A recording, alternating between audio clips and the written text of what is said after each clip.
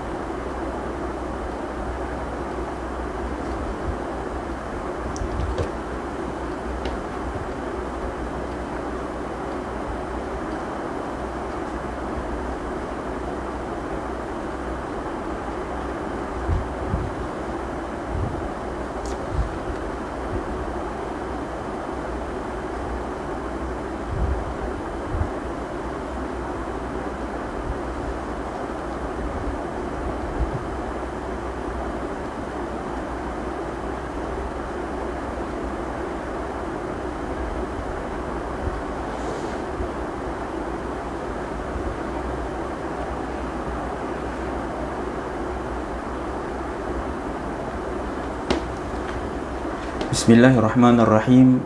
Alhamdulillahirabbil alamin. Wassalatu wassalamu ala sayyidina Muhammad wa ala alihi wa sahbihi ajma'in. Subhanaka la ilma lana illa ma 'allamtana innaka antal alimul hakim. Rabbi shrah li sadri wa yassir li amri wahlul 'uqdatam min lisani yafqahu qawli. Rabbi yassir wa la tu'assir ya karim. Rabbi tammim bil khair. Allahumma salli ala sayyidina Muhammadin nur المذهب بلسان بنوره وعلى آله في كل لمحة ونفس عدد ما وسعه علم الله ثم أما بعد السلام عليكم ورحمة الله تعالى وبركاته. Alhamdulillah, bersyukur kita kehadiran Allah Subhanahu wa taala, dipertemukan oleh Allah Subhanahu wa taala pada malam ini bagi membaca dan mendengar hadis-hadis Nabi sallallahu alaihi wasallam. Moga-moga dengan kita mendengar hadis-hadis Nabi SAW ini, kita menjadi asbab untuk mendapat syafaat baginda SAW pada hari akhirat kelak. Tuan-tuan sedang hadirin rahmati Allah Subhanahu wa taala, pada minggu yang lalu kita telah membincangkan berkenaan dengan hadis-hadis yang mana menunjukkan bahawa Nabi SAW pada hakikatnya telah mengetahui kelima-lima perkara gaib, iaitu yang pertama adalah waktu berlakunya kiamat, yang kedua waktu turunnya hujan, yang ketiga apa yang ada di dalam rahim, dan semua hadis-hadis ini kita dah bincang apa yang berlaku pada keesokan hari dan di bumi mana seseorang itu akan meninggal dunia. Cuma insya-Allah pada hari ini kita akan bincang sedikit tentang bukti ataupun dalil yang menunjukkan bahawa Nabi SAW pada hakikatnya baginda mengetahui bilakah akan berlakunya kiamat. Waktu turunnya hujan kita dah bincang pada minggu yang lalu, yang mana Nabi SAW memberitahu kepada para sahabat bahawa hujan akan turun di tempat si fulan. Dalam riwayat lain Nabi SAW beritahu kepada para sahabat yang mana hujan akan turun di bumi Yaman. Dalil menunjukkan bahawa Nabi SAW hakikatnya mengetahui bilakah waktu akan turunnya hujan. Manakala apa yang ada di dalam rahim juga kita dah sebut pada minggu yang lalu, yang mana Nabi SAW dalam beberapa hadis menyatakan bahawa kandungan para sahabiat pada zaman Rasulullah SAW, Nabi tahu sama ada kandungan tersebut adalah lelaki ataupun perempuan. Dan ada kalanya Nabi SAW bagi tahu yang di dalam rahim tersebut adanya kandungan, walaupun Nabi SAW tidak mengetahui ataupun tidak diberitahu akan perkara tersebut, tapi Nabi SAW telah mengetahuinya. Dalil menunjukkan bahawa Nabi SAW telah diberitahu oleh Allah Subhanahu wa taala tentang perkara gaib, hatta apa yang ada di dalam rahim. Yang keempat, apa yang akan berlaku pada keesokan hari, kita dah tengok pada minggu yang lalu hadis-hadis yang mana Nabi SAW beritahu kepada para sahabat tentang apa yang akan berlaku. Begitu juga dengan di bumi mana para sahabat akan meninggal dunia. Nabi SAW memberitahu kepada beberapa sahabat tentang di bumi mana yang mereka akan meninggal dunia. Pada hari ini insya-Allah tuan-tuan yang dirahmati Allah Subhanahu wa taala, kita bincang sedikit untuk bab ke-6 ataupun faedah yang ke-6, dan kita akan masuk kepada faedah yang ke-7, dan insya-Allah jika diberi kesempatan, jika ada masa yang lebih, kita akan masuk kepada hadis yang pertama daripada kitab 40 hadis perihal zaman kini. Baik, tuan-tuan yang ada buku, tuan-tuan boleh buka pada halaman ke-57 daripada kitab 40 hadis perihal zaman kini. Bismillahirrahmanirrahim. Qala al-muallif wa nafa'ana bihi wa bi'ulumihi fid daraini amin. Pada halaman ke-57, setelah pengarang menjelaskan dalil-dalil hadis-hadis yang menunjukkan bahawa Nabi SAW tahu apa yang akan berlaku pada keesokan hari, dan Nabi SAW juga mengetahui di bumi mana seseorang itu akan meninggal dunia. Lalu pengarang, yakni As-Sayyid Abdul Aziz bin Siddiq Al-Ghumari rahimahullahu ta'ala anhu, beliau mengatakan konklusinya, hadis-hadis berkaitan bab ini, yakni bab berkaitan dengan menunjukkan bahawa Nabi SAW mengetahui kelima-lima perkara gaib yang kita bincangkan sebelum ini, sangat banyak. Kata pengarang, hadis-hadis yang menunjukkan Nabi mengetahui kelima-lima perkara tersebut adalah sangat banyak, hingga mencapai kepada darjat mutawatir. Itu sebut sebelum ini darjat mutawatir. Bila kita kata hadis itu adalah hadis yang mutawatir, maksudnya apa? Maksudnya bilangan hadis tersebut sampai kepada tahap yang mana mustahil para sahabat ataupun para perawi meriwayatkan hadis tersebut berpakat untuk menipu. Dan bila kita sebut sebagai mutawatir, maka dalil tersebut adalah dalil yang paling kuat. Seperti yang kita dah sebut sebelum ini, bahawa ada dua dalil di dalam hadis. Yang pertama dalil mutawatir, dan yang kedua dalil hadis mutawatir dan hadis ahad. Bila kita kata hadis mutawatir, maka hadis tersebut adalah hadis yang kuat dan boleh dijadikan sebagai hujah.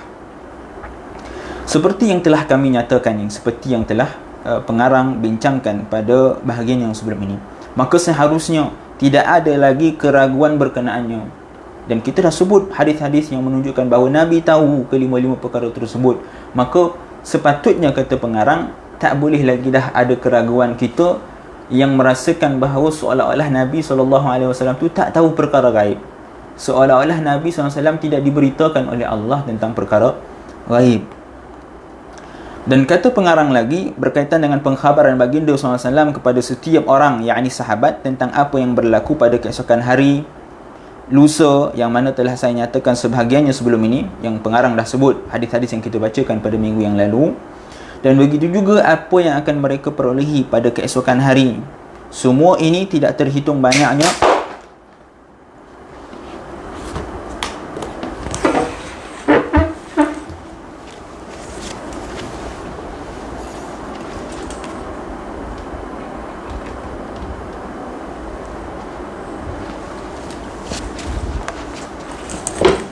Maaf ya, ada gangguan teknikal.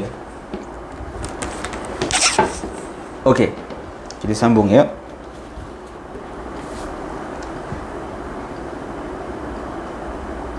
Berkaitan dengan pengkhabaran baginda SAW tentang apa yang akan berlaku pada keesokan hari, semua ini tidak terhitung banyaknya dan tidak mampu untuk diketahui perinciannya. Bahkan kata pengarang, tidak ada satu majlis pun daripada majlis-majlis baginda yang mulia yang tidak menyatakan perkara tersebut. Maknanya, dalam setiap majlis Nabi SAW bersama dengan para sahabat, Nabi dah bagi tahu kepada para sahabat yang apa akan berlaku pada keesokan hari, apa yang akan berlaku kepada engkau, bagaimana keadaan engkau akan meninggal dunia, dan sebagainya. Kemudian pengarang kata lagi, untuk mengetahui dengan lebih lanjut, anda boleh merujuk pada bab-bab al-fitan. Ya, kata pengarang, kalau nak tahu lebih lanjut, kalau masih ada orang lagi tak percaya, ragu-ragu, dia kata, betul ke ni Nabi tahu perkara gaib ni? Ataupun ada yang kata, betul ke Nabi tahu kelima-lima perkara gaib tersebut? Maka kata pengarang, untuk mengetahui dengan lebih lanjut, maka bolehlah merujuk kepada bab-bab al-fitan. Bab-bab al-fitan maksudnya apa? Dalam setiap kitab hadis, terutamanya Sunan Sittah, daripada Sahih Al-Bukhari, Sahih Muslim, Sunan Abi Daud, Sunan An-Nasa'i, Sunan Tirmizi dan Sunan Ibnu Majah. Kesemua kitab hadis ini, termasuk juga dengan Sahih Ibnu Khuzaimah, Sahih Ibnu Hibban, kesemua kitab hadis ini ada satu bab yang khusus namanya bab Al-Fitan, menjelaskan tentang fitnah-fitnah akhir zaman. Jadi kata pengarang, kata Sayyid Abdul Aziz, kalau nak tahu lebih lanjut, boleh rujuk kepada kitab-kitab tersebut, bab-bab yang ada dalam kitab-kitab tersebut. Begitu juga yang terdapat di dalam kitab Al-Khasa'is An-Nabawiyah. Begitu juga perkara ini disebutkan, dinyatakan di dalam kitab-kitab Al-Khasa'is An-Nabawiyah, seperti karangan Al-Hafiz As-Suyuti, karangan Al-Hafiz Al-Imam As-Suyuti rahimahullahu ta'ala, yang meninggal dunia pada tahun 911 Hijrah. Al-Imam As-Suyuti, beliau ada mengarang kitab Al-Khasa'is An-Nabawiyah, keistimewaan baginda sallallahu alaihi wasallam, yang beliau namakan sebagai Al-Khasa'is Al-Kubra. Dan kitab Al-Khasa'is An-Nabawiyah ada banyak, antara yang lain Al-Bidayah wa Nihayah Ibn Kathir, karangan Ibn Kathir, menjelaskan tentang Khasa'isun Nabawiyah, keistimewaan Nabi sallallahu alaihi wasallam. Begitu juga dengan kitab Al-Mawahibul Laduniyah, karangan Al-Qastalani. Begitu juga dengan Ghayatus Sul Ibn Al-Mulakkin, karangan kitab Mursyidul Mukhtar, karangan Ibn Tulun, dan Al-Lafzul Mukarram, karangan Al-Hudairi dan sebagainya.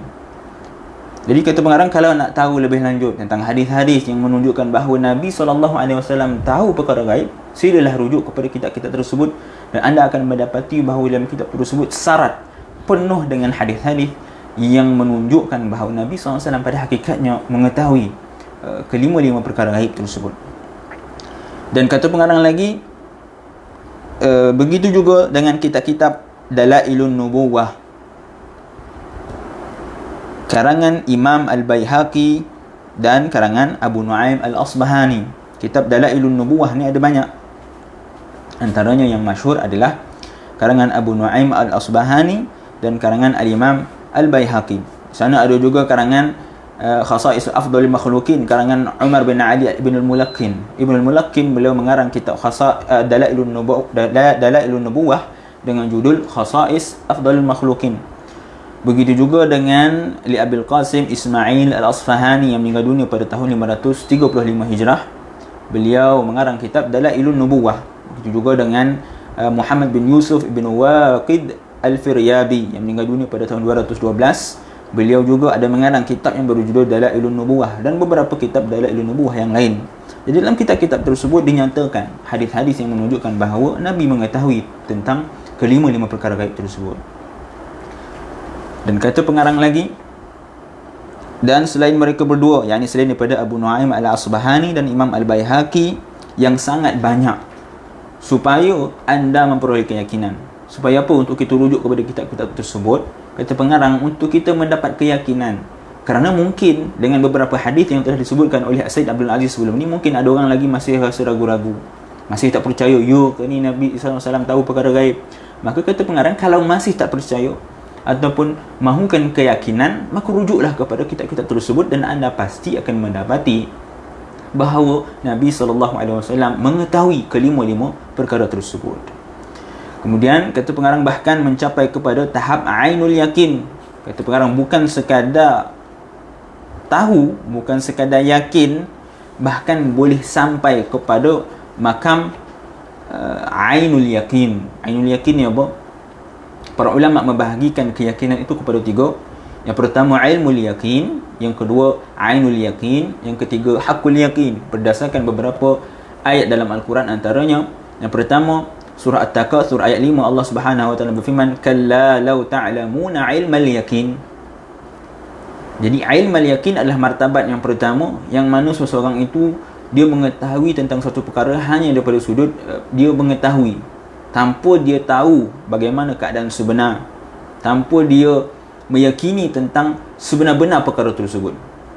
Contohnya, seseorang dia mengetahui ataupun mendengar tentang azab neraka, maka itu namanya ilmul yakin. Kita dengar tentang azab neraka, kita dengar tentang nikmat di syurga, dan kita yakin akan perkara tersebut, maka itu namanya ilmul yakin. Dia baru ilmul yakin. Dia belum betul-betul yakin lagi sebab kita hanya dengar. Ada martabat yang kedua seperti Allah sebut dalam surah At-Takatsur, surah yang sama ayat 7, Allah kata thumma latarawunnaha 'ainal yakin. Thumma latarawunnaha 'ainal yakin.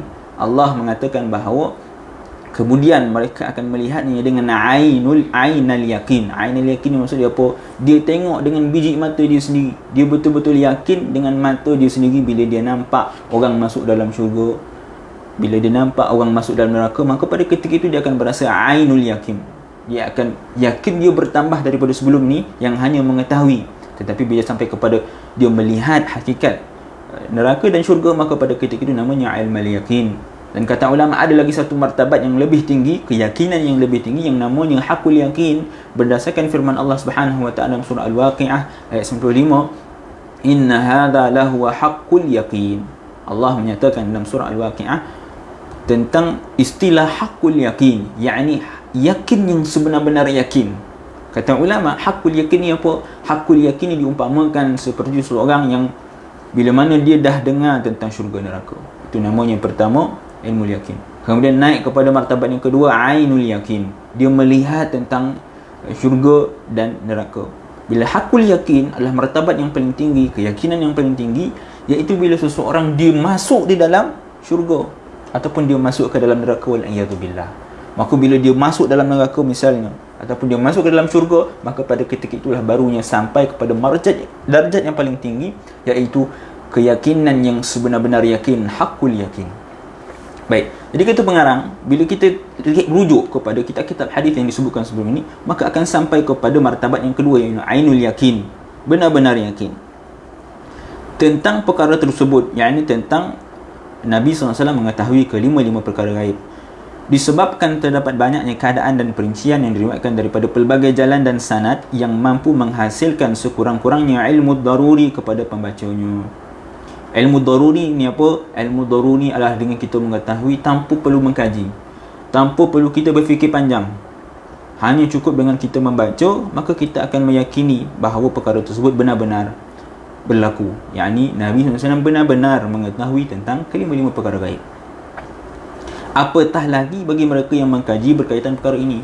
Kalaulah dengan hanya membaca, menilik kepada hadis-hadis tersebut, kita akan mendapat kepada suatu ilmu daruri, maka apatah lagi orang yang mengkaji secara detail, mendalam, cari tentang riwayat-riwayat hadis, menggabungkan di antara riwayat hadis, maka orang ini akan menjadi lebih yakin.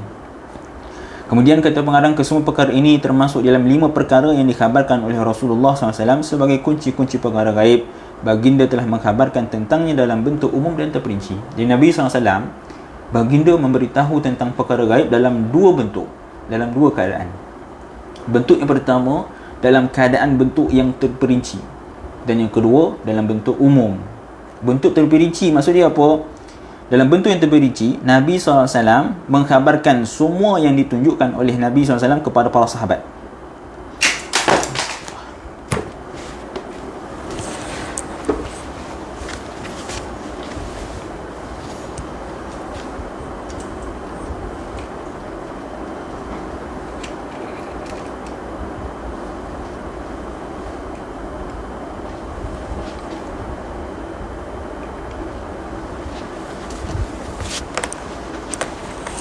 Maaf ya tuan-tuan, banyak betul gangguan hari ni. Mungkin dia suruh minta tukar baru agaknya. Baik, kita sambung ya. Okey, Nabi SAW memberitahu tentang perkara gaib dalam 2 bentuk. Yang pertama dalam bentuk yang terperinci, yang kedua dalam bentuk yang umum. Dalam bentuk yang terperinci maksud dia apa? Nabi SAW maksud dia apa? Semua yang ditunjukkan, tuan-tuan boleh rujuk dalam kitab muka surat 58, semua yang ditunjukkan oleh Nabi SAW kepada para sahabat serta semua yang dikhabarkan oleh baginda kepada mereka berkaitan dengan hal keadaan yang akan berlaku kepada diri mereka secara terperinci. Maksudnya semua hadis yang kita sebut sebelum ini yang menunjukkan Nabi SAW beritahu kepada para sahabat yang kau akan meninggal sekian-sekian, akan meninggal di tempat sekian, akan meninggal pada zaman sekian, akan hidup selama 100 kurun dan sebagainya, maka itu adalah pengkhabaran Nabi dalam bentuk yang terperinci. Detail Nabi bagi tahu sahabat ini akan meninggal sekian-sekian, sahabat ini akan menempuhi sekian-sekian, maka itu dalam bentuk yang terperinci. Dan Nabi SAW juga ada mengkhabarkan perkara gaib dalam bentuk yang umum, iaitu semua pengkhabaran Nabi SAW tentang keadaan umatnya. Nabi SAW bagi tahu tentang hal keadaan umat baginda, seperti yang kita akan lihat di dalam kitab ini. Hadis-hadis 40 ini himpunkan dalam kitab ini. Kesemua ini adalah hadis-hadis yang menunjukkan Nabi memberitahu perkara gaib dalam bentuk umum, secara umum.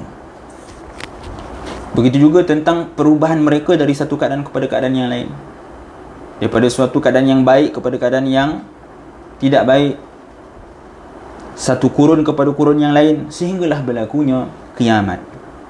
Semua ini menunjukkan bukti yang jelas bahawa Allah Azza wa Jalla telah memperlihatkan kepada baginda kelima-lima perkara tersebut, dan Allah telah mengizinkan kepada baginda untuk menceritakan dan mengkhabarkan tentangnya. Jadi sama ada perkara tersebut adalah perkara yang terperinci ataupun perkara umum, maka kedua-duanya adalah perkara yang Allah Subhanahu wa taala telah perlihatkan kepada baginda sallallahu alaihi wasallam, dan Allah memberi izin kepada baginda untuk memberitahu kepada umatnya, memberitahu kepada para sahabat. Namun kata pengarang, Allah tidak mengizinkan kepada baginda untuk menceritakan berkenaan waktu berlakunya kiamat, yang merupakan pengakhiran alam ini secara spesifik.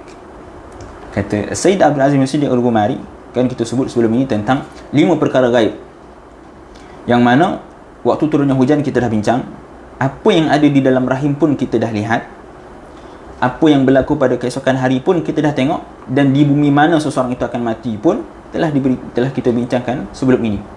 Tinggal suatu lagi perkara gaib yang kita belum bincang, iaitu waktu berlakunya kiamat. Adakah Nabi SAW mengetahui waktu berlakunya kiamat? Kata pengarang, Nabi SAW mengetahui waktu berlakunya kiamat dengan spesifik.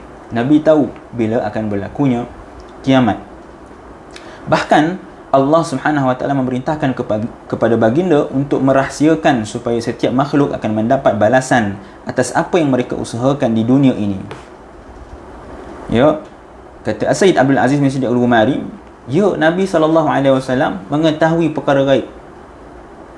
Bahkan Nabi SAW mengetahui waktu berlakunya kiamat. Tinggal lagi Allah tidak mengizinkan kepada baginda untuk menceritakan kepada umat baginda, tidak mengizinkan kepada baginda hatta menceritakan kepada para sahabat tentang bilakah waktu berlakunya kiamat secara spesifik. Tapi kata pengarang, hakikatnya Nabi mengetahui perkara tersebut, tinggal lagi Nabi tidak diberi izin oleh Allah untuk memberitahu kepada umatnya. Sebab apa? Sebab supaya setiap makhluk akan mendapat balasan atas apa yang mereka kerjakan. Hal ini bertepatan dengan firman Allah Subhanahu wa taala dalam surah Taha ayat 15, ba'da a'udzu billahi minasyaitonir rajim, innas sa'ata atiyatun akadu ukhfiha litujza kullu nafsin bima tas'a. Kata Allah Subhanahu wa taala dalam surah Taha, sesungguhnya kiamat itu pasti akan datang. Aku, yakni Allah Subhanahu wa taala, merahsiakan waktunya agar setiap orang dibalas sesuai dengan apa yang telah mereka usahakan, yakni ketika mereka hidup di dunia dulu. Jadi antara sebab kenapa Allah Subhanahu wa taala tidak mengizinkan kepada baginda untuk menceritakan kepada umat baginda tentang waktu berlakunya kiamat secara spesifik adalah supaya manusia itu akan dihisap, akan mendapat balasan sesuai dengan apa yang telah mereka kerjakan di dunia ini. Kalaulah Nabi SAW bagi tahu kepada umat tentang bilakah waktu berlakunya spesifik, waktu berlakunya kiamat, nescaya manusia akan bersedia.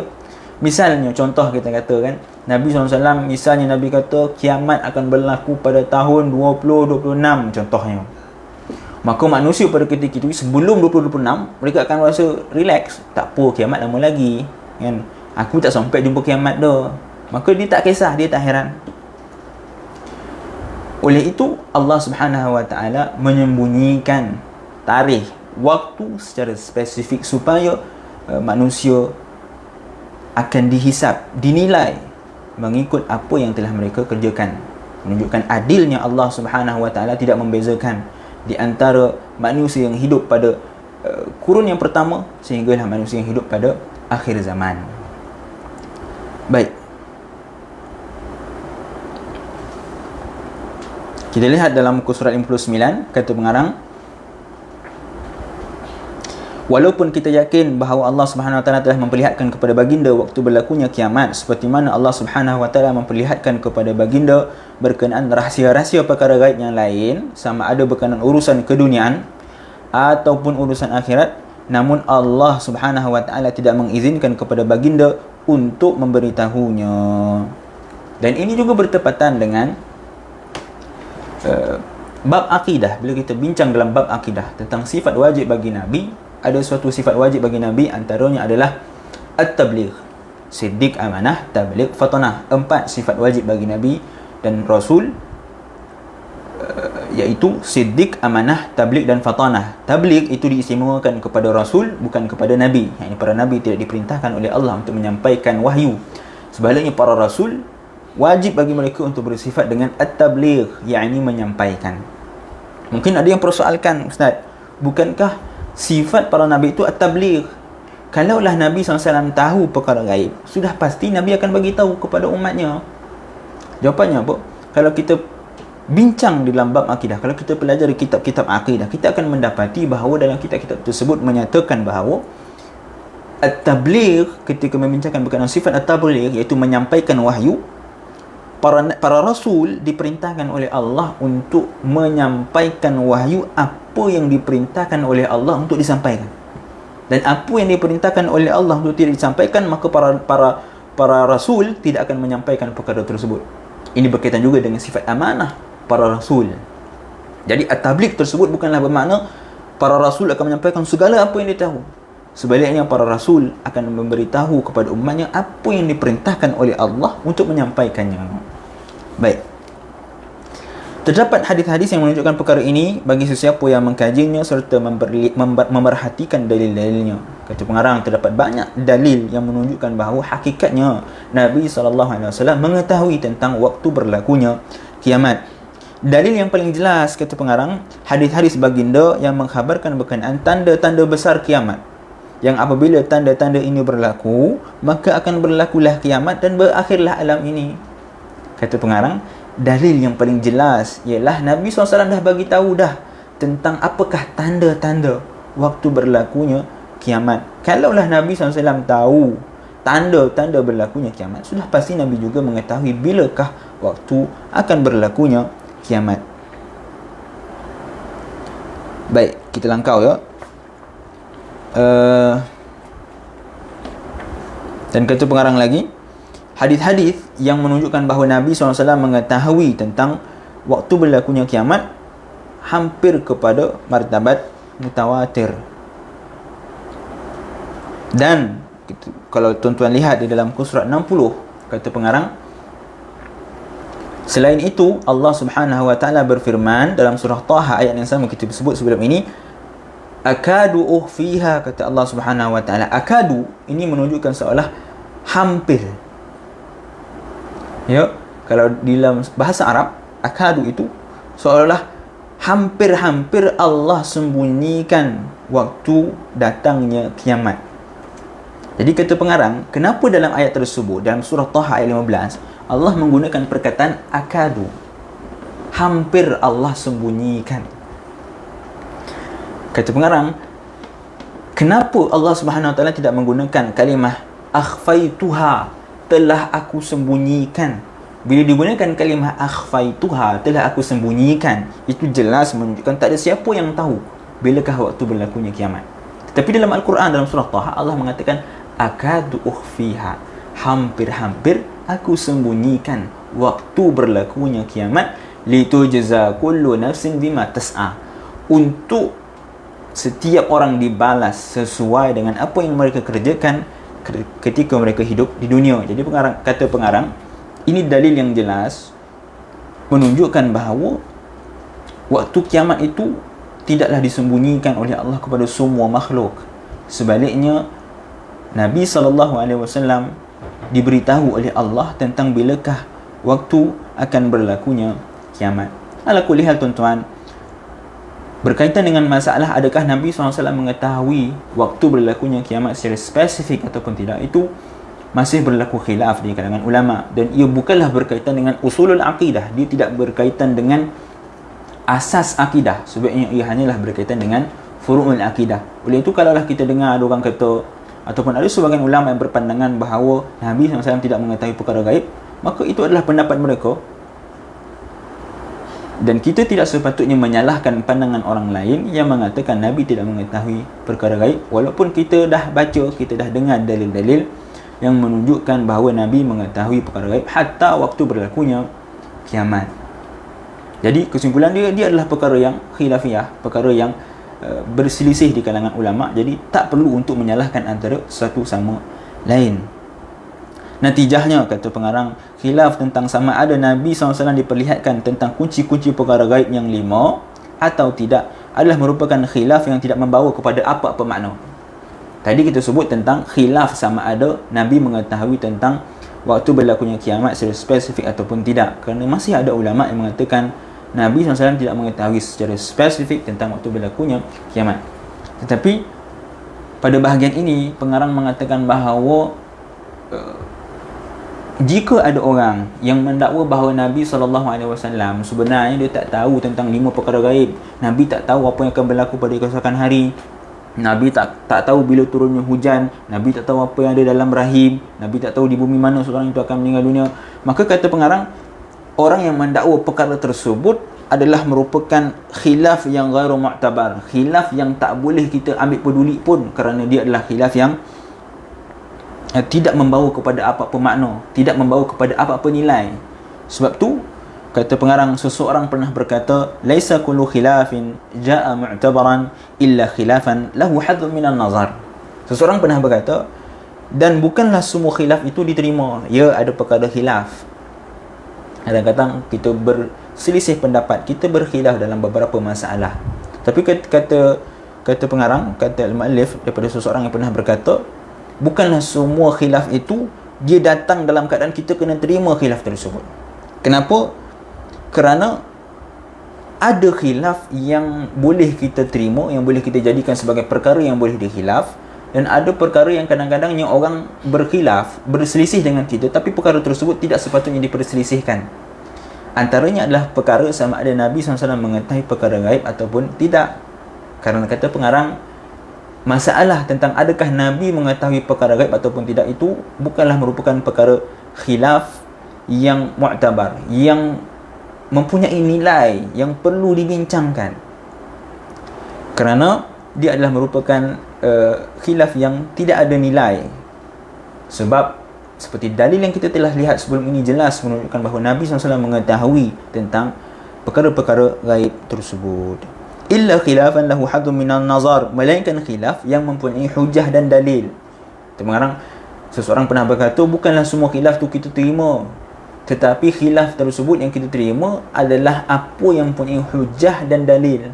Kalau ada orang menyalahi kita dalam satu masalah dan dia pun cakap kosong tanpa menyatakan dalil dan hujah, maka kata pengarang, itu adalah merupakan khilaf yang sia-sia. Tak payah ambil tahulah, buat tak tahu je, kerana ia khilaf yang tidak perlu kita bincangkan. Kemudian kata pengarang lagi, maka khilaf ini adalah merupakan khilaf yang tidak perlu untuk diberikan perhatian, bahkan wajib untuk dibuang ataupun ditinggalkan, serta tidak perlu untuk dibincangkan. Hal ini demikian kerana dakwaan ini muncul daripada orang yang jahil berkenaan as-sunnah, yang ini hadis-hadis Nabi SAW, seperti yang telah saya sebutkan sebelum ini. Baik, kemudian pengarang juga ada sebutkan tentang satu syubhah, persoalan yang timbul. Mungkin ada orang tanya tentang, dia kata, kalaulah Nabi SAW mengetahui perkara gaib, maksudnya ilmu Nabi ni sama macam Allah lah. Maksudnya kita seolah-olah menyamakan ilmu Allah dengan ilmu Nabi, yakni ihatah bi kulli syai'in, yang mana ilmu yang mengetahui semua perkara gaib itu kan ilmu Allah, kata dia.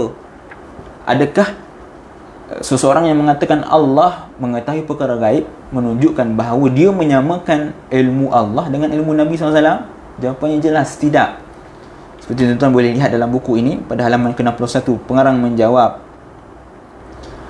syubhah ini merupakan syubhah yang batil. Orang yang mendakwa bahawa bila kita kata Nabi mengetahui perkara gaib itu seolah-olah menyamakan ilmu Allah dengan ilmu Nabi, itu adalah merupakan syubhah, keraguan yang batil, yang sesat, dan lebih batil daripada menyebutkan diri dengannya.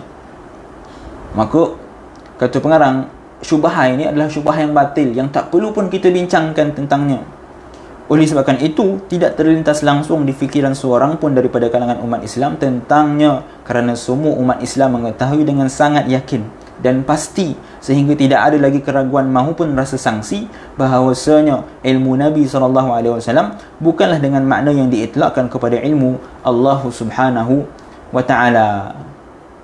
Jadi kata pengarang, umat Islam kalau yang paling tak reti pun, yang tak belajar agama pun tahu bahawa ilmu Allah dengan ilmu Nabi itu tak pernah sama. Dia tak akan sama. Kenapa?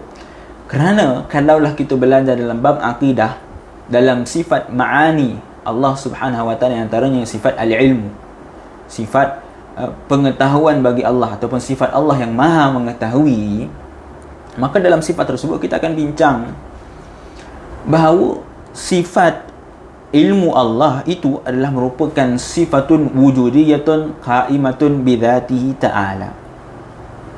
Sifat ilmu Allah adalah sifat yang wujudi, sifat yang sememangnya ada, qaimatun bidzatihi. Dalam tafsiran yang lain, di dalam pentakrifan yang lain, sebagian ulama mengatakan sifatun qadimatun, suatu sifat yang qadim, yang menunjukkan bahawa sifat ilmu Allah itu qadim, yakni tidak ada permulaan. Sedangkan ilmu Nabi SAW, pengetahuan Nabi SAW tentang perkara gaib itu bukanlah qadim. Sebaliknya, ilmu pengetahuan Nabi SAW itu adalah merupakan kasbi, ilmu yang diberikan oleh Allah Subhanahu wa ta'ala kepada baginda. Jadi tak sama, tak boleh sama kita nak samakan di antara ilmu Allah dengan ilmu baginda SAW. Dalilnya apa? Kita tuan-tuan boleh tengok pada halaman ke-61, berdasarkan firman Allah Subhanahu wa ta'ala, "Wa ma kunta tadri mal kitab walal iman." Allah bagi tahu kepada Nabi, engkau wahai Muhammad tidak pernah mengetahui sebelum diwahyukan kepadamu. Ini Nabi SAW, sebelum Allah bagi tahu, sebelum Allah menjelaskan kepada Nabi tentang perkara gaib, Nabi tak tahu. Dalam ayat yang lain, Allah SWT firman, "Wa wajadaka dhallan fahada." Kata Allah SWT, dan didapatinya engkau mencari-cari, yakni jalan yang benar, lalu ia, yakni Allah Subhanahu wa ta'ala, memberi hidayah. Jadi pada asalnya Nabi SAW tak tahu, kemudian diberikan oleh Allah Subhanahu wa ta'ala ilmu, dan ini bersalahan dengan ilmu Allah Subhanahu wa ta'ala, yang mana ilmu Allah Subhanahu wa ta'ala itu bukanlah terhasil daripada kasbi, ini ilmu yang dapat dengan melalui usaha, ataupun ilmu yang badihi, ilmu yang kita boleh dapat dengan begitu mudah, ataupun nazari, secara nazari, yang ini mengetahui melalui penelitian, melalui kajian, ataupun ilmu secara daruri, maksudnya ilmu yang diketahui secara mesti, bila pukul mesti sakit, maka itu ilmu daruri. Ilmu Allah tidak seperti itu. Ilmu Allah bersalahan dengan perkara-perkara tersebut, kerana ilmu Allah itu adalah ilmu yang qadim, yang azali pada Allah Subhanahu wa ta'ala. Jadi terjawablah persoalan ataupun syubhah yang cuba dilontarkan oleh sebahagian manusia yang kononnya mengatakan bahawa orang yang mendakwa Nabi mengetahui kelima-lima perkara gaib itu menyamakan ilmu Nabi dengan ilmu Allah adalah tidak benar, kerana ilmu Allah adalah sangat berbeza dengan ilmu Nabi SAW. Baik. Dan pengarang juga, kita langkau pada halaman ke-63, pengarang ada sebutkan tentang sedikit perselisihan yang berlaku di antara Abu Ali Al-Hasan bin Mas'ud Al-Yusi dengan Abu Marwan Abdul Malik bin Muhammad At-Tajmu'ati, seorang qadi di Sijil Masah. Sijil Masah ni suatu kawasan yang ada di Morocco. Dia merupakan qadi di kawasan tersebut. At-Tajmu'ati, yang qadi di Sijil Masah tersebut, beliau ada mengarang sebuah kitab yang berjudul Malaqut Talab wa Jawab Ustaz Halab. Kitab tersebut adalah kitab menjawab persoalan yang dilontarkan oleh Ustaz Halab, yakni Ustaz Ahmad bin Abdul Hayy Al-Halabi Al-Syafi'i. Beliau menanyakan soalan kepada At-Tajmu'ati, ataupun nama sebenar beliau Abu Marwan Abdul Malik bin Muhammad At-Tajmu'ati. Jadi Ustaz Halab ni dia tanya kepada Qadi Sijil Masah, yakni At-Tajmu'ati, adakah Nabi SAW mengetahui perkara gaib? Lalu Qadi Sijil Masah ini At-Tajmu'ati mengarang kitab Malaqut Talab untuk menjawab persoalan ditanyakan oleh Ustaz Halab. Dan ada seorang lagi, nama dia Abu Ali Al-Yusi. Beliau merupakan seorang pakar dalam bahasa, dan beliau bukanlah dalam bidang hadis. Beliau hanya ahli falsafah, ahli yang mendalami dalam bidang bahasa. Jadi berlaku perselisihan di antara dua tokoh ini, yakni At-Tajamu'ati dengan Abu Ali Al-Yusi. Abu Ali Al-Yusi, beliau mendakwa bahawa Nabi SAW tak mengetahui perkara gaib. Yang mengetahui perkara gaib, kata Al-Yusi, hanya Allah SWT. Tapi perkara ini dijawab oleh At-Tajamu'ati dengan mengatakan bahawa Nabi SAW hakikatnya mengetahui perkara gaib seperti mana telah diberitakan oleh Allah SWT kepada baginda. Dan pengarang Sayyid Abdul Aziz juga sebut dalam kitab ini bahawa dikatakan bahawa Abu Ali Al-Yusi ni, seorang ahli bahasa ni, beliau dah menarik kalam tersebut. Tapi kata Sayyid Abdul Aziz, sama ada beliau tarik ataupun tidak, maka hujah beliau tidak ada nilai, tidak boleh dipakai. Kenapa? Kerana beliau bukan bidang hadis, beliau bidang bahasa, dan sepatutnya beliau tidak berkata-kata, tidak berbicara soal hadis yang bukan dalam bidang beliau.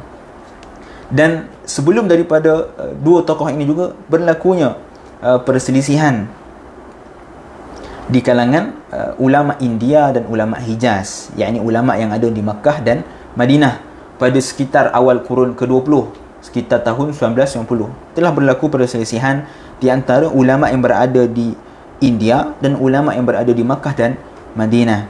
Al-Allamah Ahmad Rida Ali Khan Al-Baralwi Al-Hanafi, beliau telah mengarang 3 buah penulisan untuk menjelaskan tentang perselisihan yang berlaku pada ketika itu.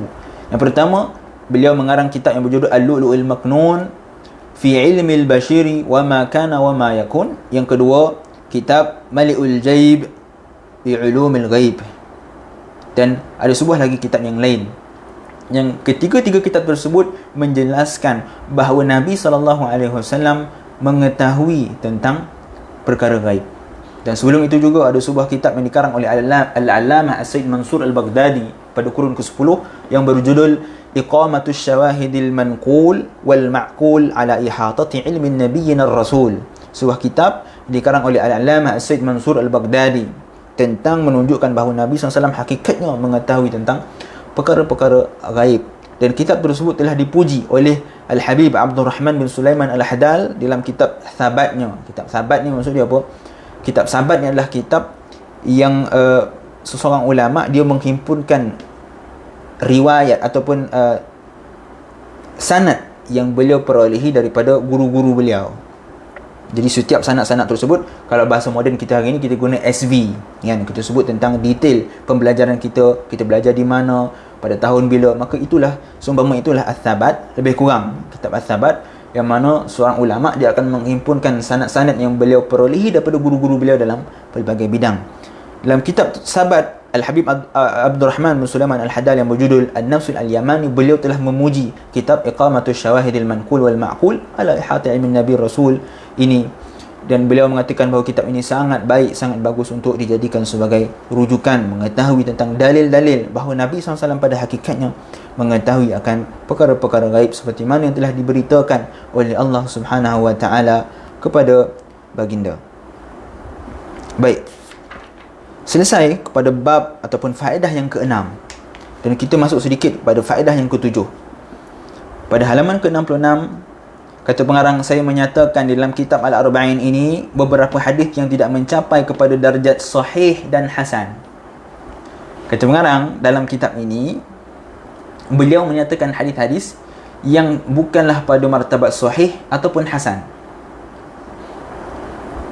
Ataupun kita boleh sebut ada beberapa hadis yang tidak sampai kepada martabat sahih dan hasan. Apa dia sahih? Hadis sahih, kata ulama hadis, itu mestilah mempunyai lima syarat. Yang pertama, ittisalus sanad. Yang kedua, ittisalus sanad ini maksud dia sanad yang bersambung. Sanad dia mesti bersambung, tak boleh terputus. Di antara seorang perawi sehinggalah kepada seorang perawi sehinggalah kepada Nabi SAW. Kesemuanya bersambung. Yakni kita kata bersambung, sama ada perawi tersebut memang dengar daripada perawi yang sebelumnya ataupun perawi tersebut berjumpa dengan perawi sebelumnya, dan begitulah sehingga kepada Nabi SAW. Ini syarat yang pertama untuk sebuah hadis itu menjadi hadis yang sahih. Yang kedua, hadis tersebut mestilah yarwihi adlun. Hadis tersebut mestilah diriwayatkan oleh seorang perawi yang adil. Kalaulah seorang perawi itu merupakan seorang perawi yang tidak adil, Misalnya dia kuat menipu, maka hadis tersebut akan menjadi hadis yang palsu, akan dibuang. Yang ketiga, syarat hadis sahih, mestilah hadis tersebut diriwayatkan oleh perawi yang dhabit. Dhabit ni apa? Ingatan yang kuat. Kalau ada sesebuah hadis yang diriwayatkan oleh seorang perawi yang punya ingatan yang lemah, maka hadis tersebut akan turun darjatnya daripada sahih kepada hasan. Yang keempat, syarat hadis sahih itu mestilah dia lam yushadz, ataupun tidak syadz, tidak ada padanya syadz. Syadz ni apa? Yukhalifu liman awthaqa minhu. Hadis syadz itu berbeza ulama hadis dalam menafsirkan makna sebenar hadis syadz, seperti disebutkan oleh Ibn Salah. Imam Al-Hakim rahimahullah ta'ala, beliau mengatakan bahawa hadis syadz itu adalah infiradus thiqah, berseorangnya perawi thiqah dalam meriwayatkan hadis.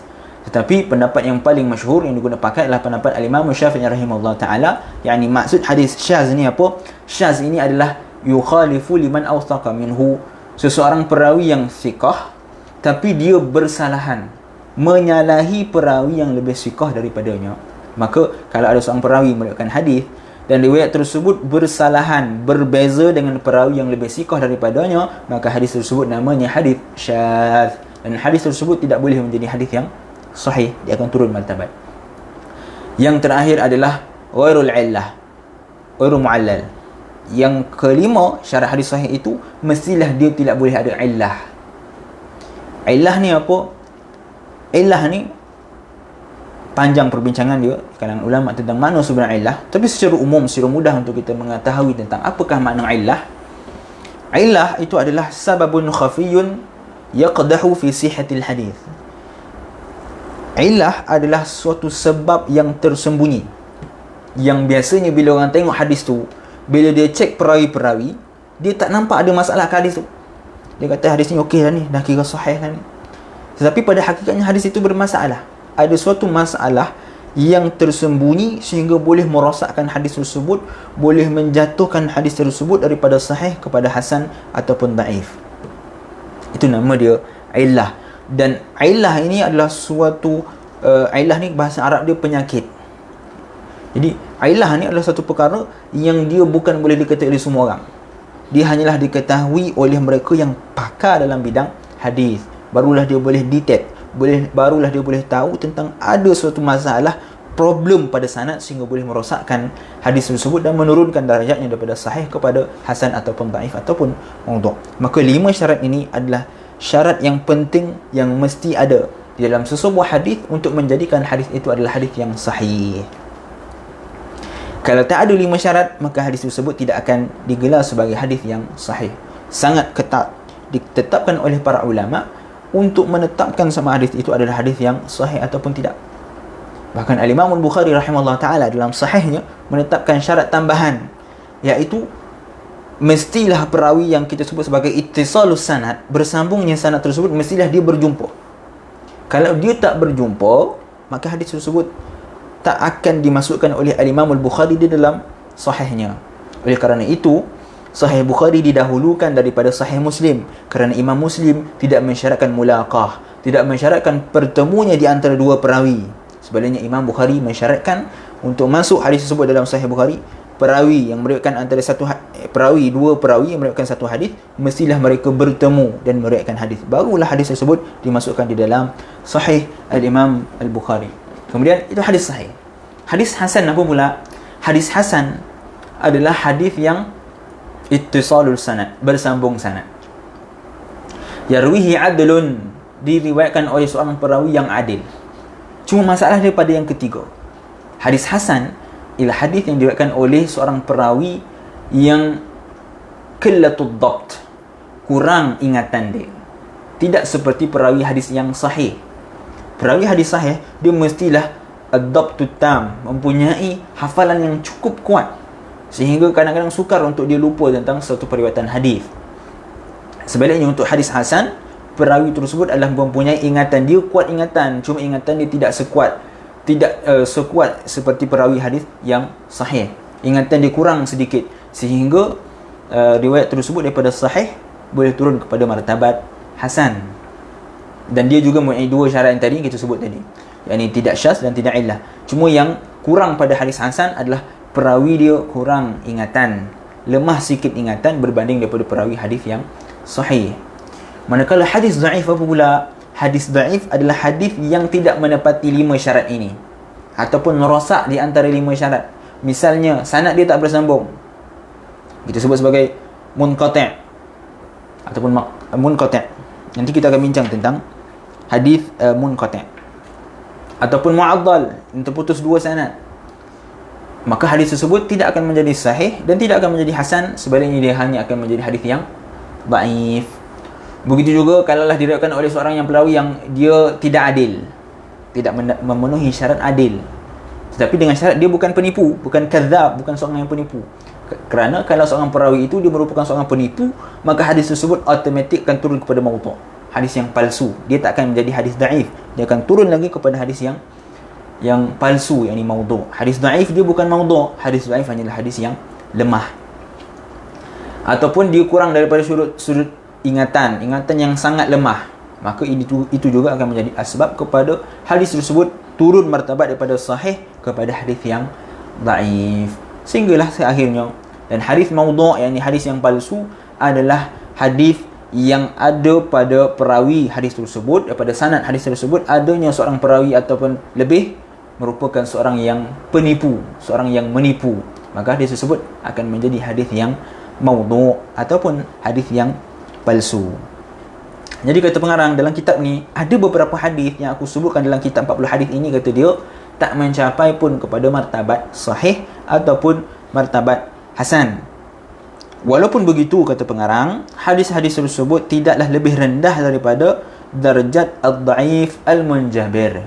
Ini istilah-istilah hadis yang kita kena faham sebelum kita nak bincang tentang hadis-hadis yang ada dalam kitab ni, supaya nanti bila kita dah masuk dalam kitab ni, kita tak bincang lagi dah tentang apa dia hadis sahih, apa dia hadis hasan, apa dia dhaif munjabir, kerana kita dah bincang pada mukadimah. Sebab itu penting untuk kita bincang mukadimah ini supaya kita faham, dan bila kita masuk nanti kita boleh terus laju membaca hadis-hadis yang ada di dalam kitab ini. Dhaif munjabir ni apa? Hadis dhaif munjabir ni adalah hadis yang dhaif tetapi mempunyai syawahid dan mutaba'ah. Hadis yang dhaif, dia tidak mempunyai 5 syarat yang kita sebut sebelum ini, syarat-syarat hadis sahih. Dia hadis yang dhaif, tetapi hadis dhaif tersebut dia mempunyai penyokong, syawahid dan mutaba'at. Syawahid ni apa? Syawahid ni adalah hadis yang diriwayatkan oleh sahabat yang lain. Ada satu hadis dhaif, misalnya diriwayatkan oleh Abdullah bin Mas'ud, dan ada hadis yang lain diriwayatkan oleh Abdullah ibn Abbas. Misalnya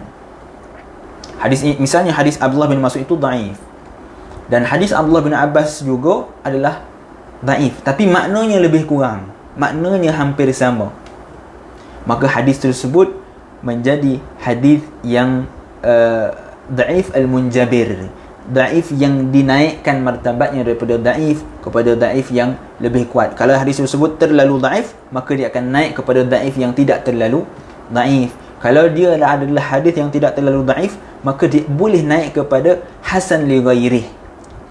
Dia bukan hasan, kerana hadis hasan itu ada dua, ada hasan li dzatih, ada hasan li ghairih. Hasan li dzatih ni adalah hadis yang hasan yang kita sebut sebelum ini, yang mempunyai 5 syarat cuma perawi dia kurang ingatan, itu hasan li dzatih.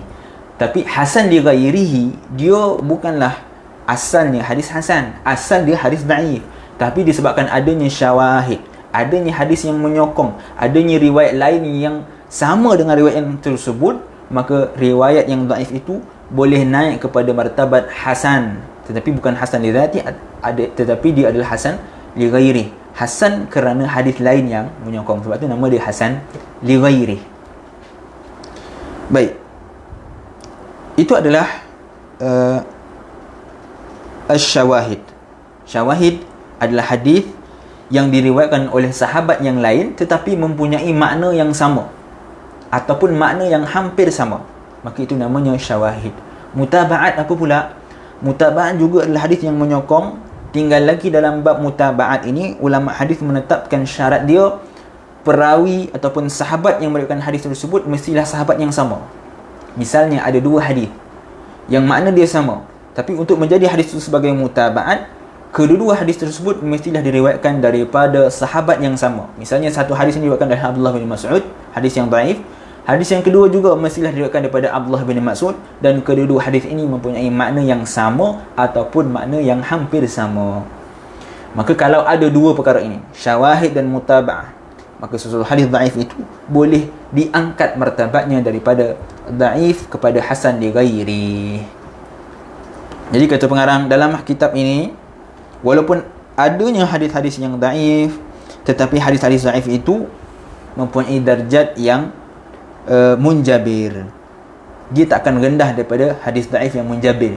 Hadis dhaif dia dhaif, tetapi dhaif itu bukan dhaif yang bersendirian, tetapi dia dhaif ada hadis lain yang menyokongnya, seperti yang akan kita lihat dalam hadis-hadis nanti. Sama ada terdapat riwayat jarul lain yang menyokong dan mengangkatnya kepada darjat hasan li ghairi, seperti yang kita sebut sebelum ini, ataupun apa yang dikhabarkan bertepatan dengan realiti yang terjadi. Ini adalah merupakan bukti yang jelas menunjukkan kebenaran perawi tersebut walaupun tidak ada jalur lain yang menyokongnya. Maka dalam kitab ini ada suatu keistimewaan ataupun kelainan yang dibawa oleh Sayyid Abdul Aziz bin Siddiq Al-Ghumari rahimahullahu ta'ala, iaitu hadis yang dhaif, walaupun hadis tersebut tidak mempunyai syawahid dan mutaba'ah, tetapi hadis tersebut masih boleh menjadi kuat sekiranya hadis tersebut bertepatan dengan realiti semasa. Apa maksud bertepatan dengan realiti semasa? Apa yang Nabi SAW khabarkan sebelum ini, apa yang Nabi SAW telah khabarkan lebih daripada 1400 tahun dahulu, benar-benar terjadi pada hari ini, maka itu boleh dijadikan sebagai bukti menunjukkan kesabitan hadis tersebut. Menunjukkan hadis tersebut adalah hadis yang mempunyai sokongan. Dia tak akan menjadi sahih dan tak akan menjadi hasan. Cuma hadis tersebut hadis dhaif yang mempunyai penyokong sehingga dia boleh digunakan di dalam masalah peristiwa-peristiwa akhir zaman. Perincian dalil, apakah hujah daripada Sayyid Abdul Aziz, kita akan sambung pada minggu yang akan datang jika diberi izin oleh Allah Subhanahu wa taala.